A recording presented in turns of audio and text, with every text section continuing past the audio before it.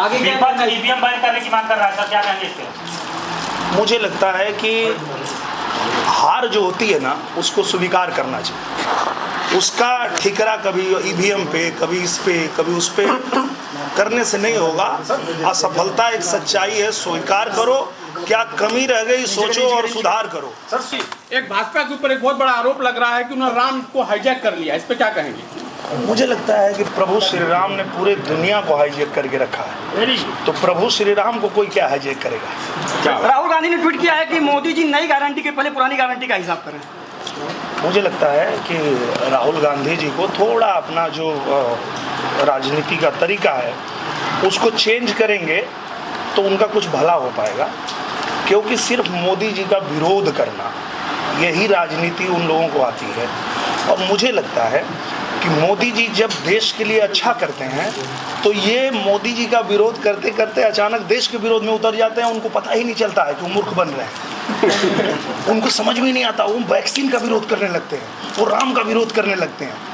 करना होता है मोदी जी का विरोध, पर वो कब मोदी जी के विरोध को छोड़ करके देश के विरोध में उतर जाते हैं, ये जिस दिन उनको समझ में आ जाएगा तो प्रभु श्री राम उनका भी कल्याण। विपक्ष एक बात कर रहा है कि पिछली परियोजनाओं को पूरा न करते हुए नए बजट को चुनावी बजट घोषणा कर दी गई। मुझे लगता है कि जितना काम 9 सालों में पूजनीय प्रधानमंत्री जी ने किया है, और कोरोना जैसी महामारी के बाद जब पूरी दुनिया एकदम तितर बितर हो गई, सबकी अर्थव्यवस्था खत्म हो गई, ऐसे में ये युग पुरुष नरेंद्र मोदी जी ही थे जिन्होंने हमारी अर्थव्यवस्था को भी मजबूत किया और हमारे देश को भी मजबूत किया। और आप देखिए कि ये नरेंद्र मोदी जी का ही कमाल है कि अयोध्या में तो राम मंदिर बना ही है, आज दुबई में भी राम मंदिर का उद्घाटन हो रहा है। मोहन यादव जी के आजमगढ़ प्रवास को लेकर के अखिलेश यादव ने ट्वीट किया है कि जिन्हें बोलना नहीं आता उन्हें जनता क्या सुनेगी।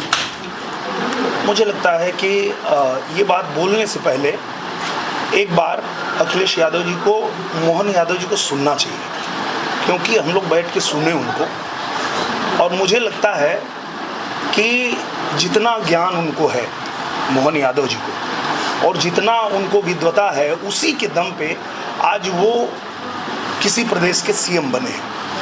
और मुझे लगता है कि जहाँ तक अखिलेश यादव जी की बात है, तो वो किसी को सुनने के लिए तैयार ही नहीं होते, तो उनको पता कैसे चलेगा कि उनको बोलने आता है कि नहीं आता है। एक बार सुने उनको। और किसी को पूछने दीजिए, आप ही सब पूछ लेंगे, दूसरा कोई पूछेगा भाई। नहीं, बिल्कुल नहीं, आजमगढ़ ही हैं हम। अखिलेश यादव की सर पार्टी कैसी थी जी? अखिलेश यादव जी की पार्टी कैसी थी? मुझे लगता है जब तक नेताजी पार्टी चला रहे थे बहुत अच्छी पार्टी थी, लेकिन नेताजी के बाद ये उस पार्टी को संभाल नहीं पाया। आगे विपक्ष ईवीएम बैन करने की मांग कर रहा है सर, क्या कहेंगे इस पे? मुझे लगता है कि हार जो होती है ना, उसको स्वीकार करना चाहिए। उसका ठिकरा कभी ईवीएम पे, कभी इस पे, कभी उस पे करने से नहीं होगा। असफलता एक सच्चाई है, स्वीकार करो। क्या कमी रह गई सोचो और सुधार करो, तब सत्ता में फिर वापस आ पाएंगे, नहीं तो ऐसे ही दूर चले जाएंगे। तो किसान आंदोलन का मामला बहुत तेज हो रहा है, इसके पीछे की वजह क्या हो सकती है? 2024 का चुनाव या कोई और वजह? उसका खोज हो रहा है, उसका पता चलेगा। और जो लोग उसके पीछे हैं, जय श्री राम।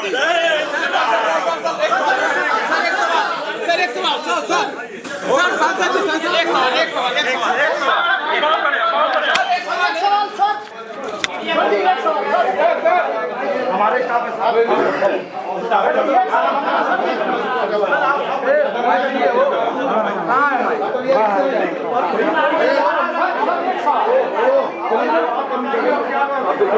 राजू भैया, राजू भैया